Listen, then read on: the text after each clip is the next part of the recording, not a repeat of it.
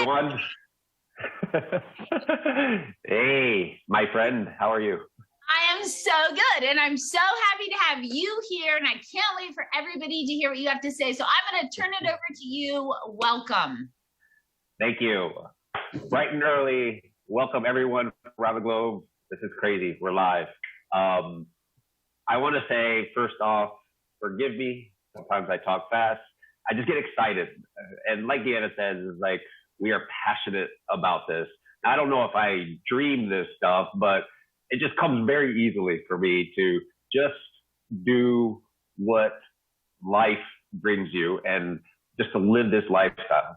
So my topic today is going to be about big picture wellness. And hopefully, I don't plan on having anyone really take notes. I just want people to absorb or figure out the mindset. Okay. So what I'm going to do is my agenda today is tell you a little bit about what, quote, holistic health means to me. Again, health can be different for different people.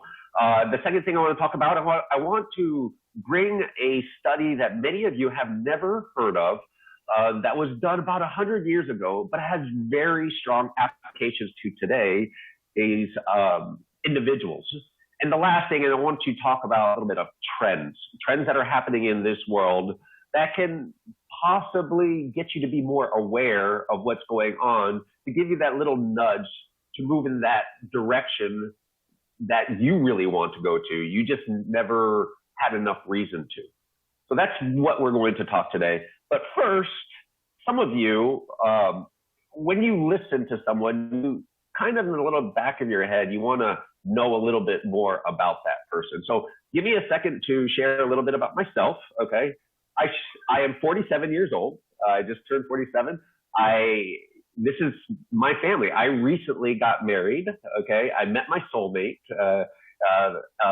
3 or 4 years ago, and we got married this past July. The baby that I'm carrying, his name is Marco. He's now almost today 16 months old, and the others are my kids from a previous marriage. And I show this because I want you to understand that family, happiness, what you exude is what you put out in the world. And I'm very happy to not only have it be in a great relationship with my kids, but to understand that my family is my reason for being, okay? And it's important for all of us to have that reason, okay? And if you can't figure it out, you might want to start looking within and asking some questions. But see, this is what Deanna talks about, transformation. This is my transformation, because I too have gone through a lot of stuff, okay? And I think it's beautiful. The transformation, the journey is the beautiful part. It's not always necessarily the goal. And for me to look back and go, wow, this whole journey and the journey ahead is what makes things beautiful, which makes life worth living. So that's why I have my picture. My parents are from the Philippines. I was born and raised in the United States. The outfit, the formal wear, is a Filipino formal wear, where we got married, and it was a very small ceremony. There were only 18 people. It was in my friend's backyard. It was quite remarkable. But my parents, okay, which is what we always follow, right? We follow our parents. My parents were both physicians. They did their medical training here in the States. And I always knew that I was going to be part of the medical establishment just because my parents were like that. But like Deanna was saying, when it comes to dentistry, okay, it's my version of dentistry is probably what you imagine, but a little bit more. And this is kind of what embodies me. But before I talk about my type of dentistry, because I've been a dentist for 22 years and have my own practice here in San Diego, I want to explain a little bit about the current state, at least of the U.S., which is probably very similar to where you are listening. Okay, so let's go through this quickly. You don't have to learn all this. I want you to get the general idea. Okay, hunters and gatherers in the Australian outback live on 800 varieties of plant-based foods. We in America, we live on 3: corn, soy, and wheat. 1/3 of Americans get 47% of their calories from junk food. Yes, the U.S. is full of junk food. The average American eats 300 more calories today than they did in 1985, and added sweeteners account for 23% of them, and the cost of fruit and veggies have gone up, and the cost of soft drinks has gone down. I'm sure it is where you're at. Vitamin D deficiency, ding, ding, ding, ding. Lots of people are talking about this now because of the coronavirus, is widespread. It's linked with the following diseases: diabetes, multiple sclerosis, arthritis, periodontal disease, increased infection, arthritis, low birth weight, cancer, hypertension, heart disease, everything, okay? 62% of Americans don't even eat one vegetable a day. Now, this is interesting. Grass-fed beef contains more omega-3s, which is the good fats, than grain-fed. And the opposite is that the grain-fed beef contains 5 times more of the bad fats than omega-6s, than grass-fed. Some other interesting stuff: free-range, cage-free eggs have 2 times more omega-3s, more vitamin E, and more beta-carotene than the, quote, regular eggs. I love this. 1 cup of Swiss chard produces 298 micrograms of vitamin K.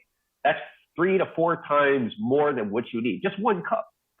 In a 2010 study published in the International Journal of Microbiology, 48% of fountain drinks were found to contain fecal bacteria.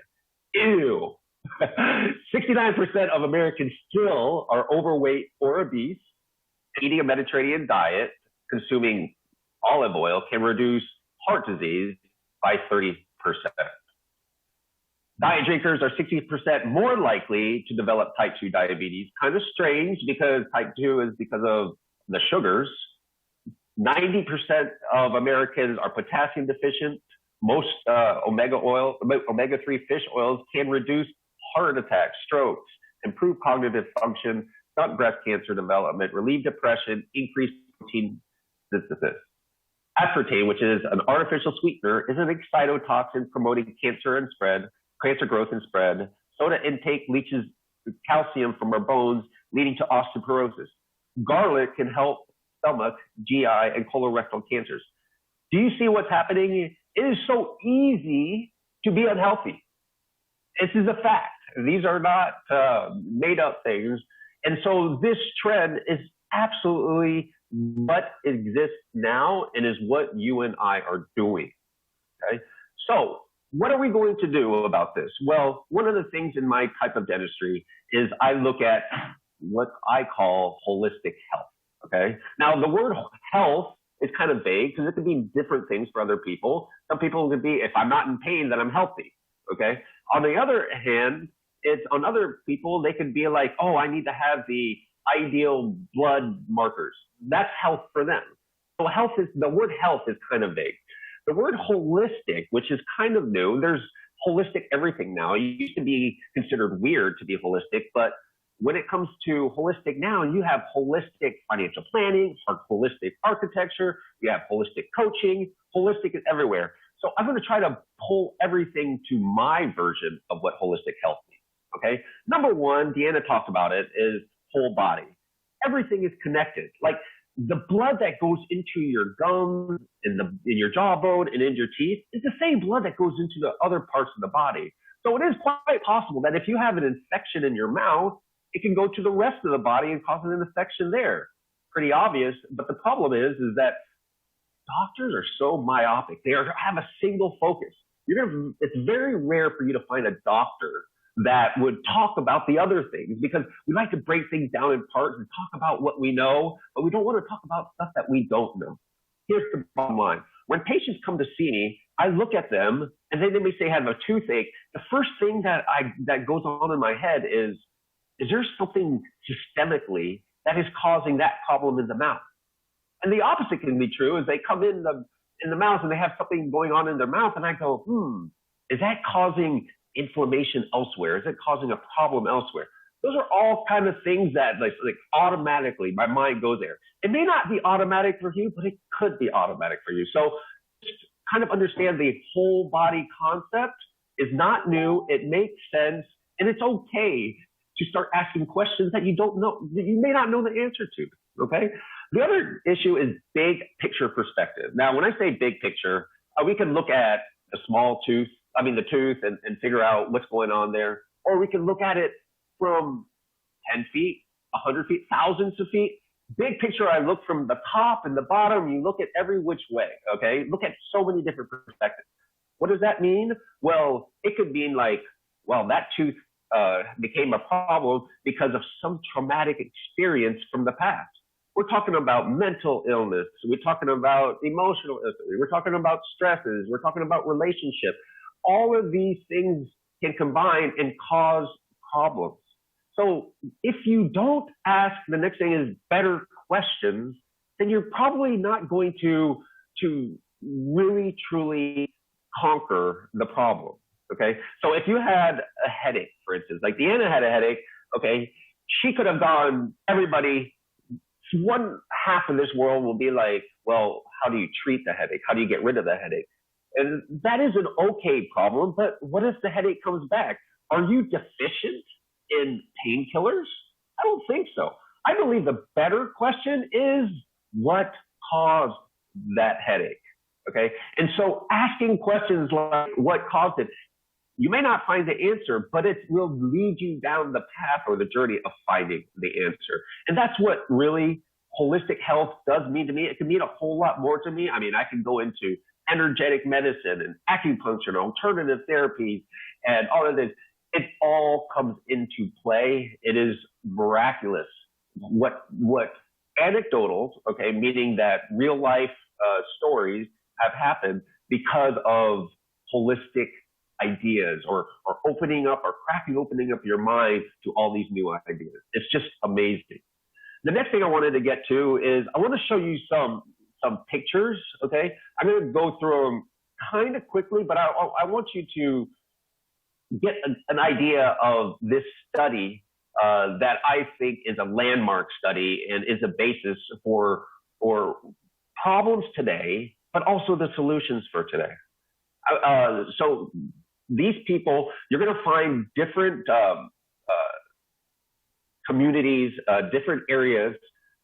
What happened was this researcher, and I'll give you his name in a bit, went all across the world. I'm talking about, a research study. It was like 10 years in the making. And what he would do is he would go to these societies and he would start taking pictures. Now, let me tell you, this researcher was a dentist, so that's why you see him with the fingers looking at the teeth. But as a dentist, I'll show you a little bit about what we look at, okay? And when you look at the pictures, you can see that there are some of these people that have missing teeth, okay? And then the better question is why? What happened? Well, not only as a dentist are we looking at the missing teeth and cavities, but we're also looking at the facial development. If you're going to start noticing, you're going to start noticing that there's some crowding in the teeth, okay? Now, these places, okay, did not have dentists. They did not have really any doctors. They didn't have orthodontists to straighten teeth.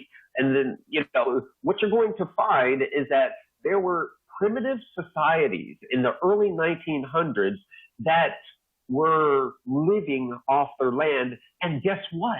They had no cavities. They had no gum disease. They had no tooth extractions. They had no crowding. And what we are going to eventually realize is that these people were healthy. They were strong. They were vibrant. They were just the most incredible specimens that you can imagine. But then you see some of these other pictures where they have missing teeth. And then the question that you need to ask is why? What happened? Well, let me tell you about what happened is that this researcher, his name is Dr. Weston A. Price, okay, was phenomenal. He was a dentist, but he was a curious dentist. And he was curious, like, why do people not have teeth? Why do they have cavities? Why do they have crowded? What was distinct? And so he was able to compare societies. And let me tell you where these are. One's from Switzerland, one's from these Gaelic islands off Scotland, northern Indians of northern Canada, the Eskimos of Alaska, the Polynesians from Tahiti and Tonga, the Australian Aborigines, in Africa, there's areas in Peru and the Andes. All over this world, he found the same thing. And what he concluded was when people eat of their land, which means whole foods and unprocessed foods, everything was fine. But in certain communities where they had shipping ports and they were to get imports, what they call white man's modern food, that's what everything started to change. And it was not only that, the findings were even more than just dental in nature. He found out that instances of tuberculosis increased, arthritis increased. In other words, inflammation increased when they started molding more and more foods. It had nothing to do with the location, the altitude, the latitude of where they were. They all had different foods. Like the people in Scotland, they eat the seafood. People in Alaska, it was all about the seafood. In other areas, it was, cows and oats. So what this pulled all together was that nutrition is the cause of health, and lack of nutrition, because the foods that they were getting was so refined, was the cause of degeneration. And countless studies today, like the studies that you see, match all of those studies. Now, I encourage you to read this book. It's out of copyright, but you can read this book. Go to my website, drmarvin.com, and there's a link to this book, and you'll see the pictures that I showed. But it should hit home and realize that, you know what? This is not about a deficiency in toothpaste, okay? This is about the deficiency in things that your body wanted naturally, okay? So let me tell you a little bit about what Dr. Price recommended. Again, whole foods, unprocessed foods. Eat beef, lamb, organ meats from pasture-fed animals. Basically, if you're going to eat meat, eat clean meat, wild fish. Drink full fat milk products, animal fat, cod liver oil, organic vegetables, because you don't want untainted oils, filtered water, food-based supplements, get plenty of sleep, exercise, natural light, think positively, practice forgiveness. There are so many things. But then the opposite is true. You want to avoid processed foods like cookies and cakes and crackers, avoid high fructose corn syrup, avoid white flour products, all those bad fats. There's so many bad fats out there, those vegetable oils out there. Forget the processed milk and dairy products. Avoid lunch meats, like highly processed. Avoid artificial additives. Avoid fluoridated water. Avoid synthetic drugs. I mean, there's just so much to avoid. Just think of this. Just go back to what the earth gave us, what God gave this earth so that we can have the nutrients we need. And then other doctors will start talking a little bit more about this, but it is so blatantly obvious, or it makes perfect sense, okay, to do what our body naturally did. And I hope that this landmark study will give you ideas that will be like, you know what, I don't have to have necessarily the goal of health, but it just makes sense to give my body what it needs. I think that is extremely important, don't you? If you're in the chat, give me a thumbs up, say something like, right on, that makes perfect sense, okay? The last minute or last couple minutes I have with you today, I want to talk about some trends, okay? Some obvious trends are, obviously, we're in this coronavirus, this pandemic phase. I love it, okay? I love it because health is now important. If you don't have your health, you can't go to work. If you don't have your health, you can't socialize. If you don't have your health, you're a drain on other people, or you're a drain on your finances. You are just lost if you don't have health. So this whole coronavirus, I'm happy because I'm in the health field. And now everyone's is concerned about health.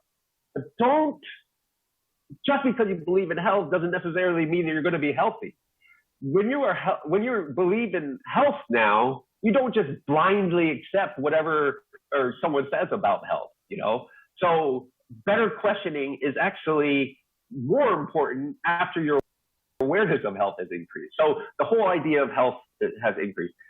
But with all of these toxins and the processed foods that we have entered into our microbiome that we're going to talk about later, all the drugs, all the toxic relationships, all the processed foods, the fluoride, all these toxins have made things more complex. So as things became more complex, it's actually making things more unpredictable. So I don't know if you know this, they call this the practice of medicine. Even if you've been in practice for 50 years, it's still a practice. The reason is because they're practicing. Now, I know about it because I guess what's the reason. And sometimes I say, I don't know. The reality is that this trend is continuing, so there's going to be a lot of more answers like, I don't know, right? So let's keep in mind that it's not an exact science. We don't necessarily have to understand the science because science changes, and anyone that touts science this, science that, they might eat their words in the next few years because new science changes that. So just understand that trends the trend is that we are becoming sicker and sicker, more complex, and the results or the outcomes are more unpredictable. The last trend I want to talk about is the whole idea about it's a multifaceted approach to health. Now, you see this guy, he's meditating. How many of you guys meditate? Okay. Meditation is one other thing that we can do from the big picture. I met a person last night. She's in her 30s, and I go, do you believe in alternative health? And she goes, I did acupuncture for the first time. This whole idea of holistic health is increasing. I love that people are trying new things, okay? And we are not blindly accepting the, quote, experts out there. So as you listen to the other speakers today, I want you to just be open-minded to all the different multifaceted approaches to health. Figure out what works for you. It's okay to try, okay? And a lot of these approaches, they're natural. There's no irreversibility. It's not like you take something and then it will forever haunt you, okay? So understand that these trends are increasing. It's okay to try other avenues, such as Ayurvedic medicine or Oriental medicine. Try it. I'm sure you'll have a result, and understand that everyone is different. And so just because it works for somebody else doesn't necessarily mean it doesn't work. It will work for you. It doesn't mean that it's not working. Okay, just try other things. So in conclusion, I talked about holistic health. I talked about Dr. Weston Price's incredible study, which you can get, and I talked about some current trends that I observe and that I am seeing. So my last question to you, it's my plea. Okay, I want you to stop. I want you to ask yourself right now, am I living or am I just existing? So what is existing? Okay. Am I going around, looking around, can't see an invisible virus that could be stuck to my ceiling, and should I avoid it? Is that really living? Or are you going to do the necessary steps to look internal and go, how do I feel? And if things just don't feel right, what kind of changes are you going to do to initiate change? Okay, living is beautiful. Like I said, so the reason why I showed you the picture of myself and my family is because that's the transformation in me. And of course, I'm still transforming, but I go out in public and I observe. I'm a big observer. And I see people and I'm like, I don't think they're living. What's wrong? Is it the relationships? Is it the stress? Are they unhappy in certain areas? And I go, what a waste. people can really believe that they can have a fulfilling life. And what Deanna said was, it really hits home, is once you change you, that is so important to changing the world around you. So I really love the fact that all of you are on this call, because you're going to get some nuggets. And I don't care if you don't take anything from my talk. You may take it from Dr. Ninja's or Dr. Pega's, but just understand that life is worth living. Just stop existing, and let's all work together, and let's make this world a better place as a collective, as our consciousness. Let's all get healthy and help other people around us.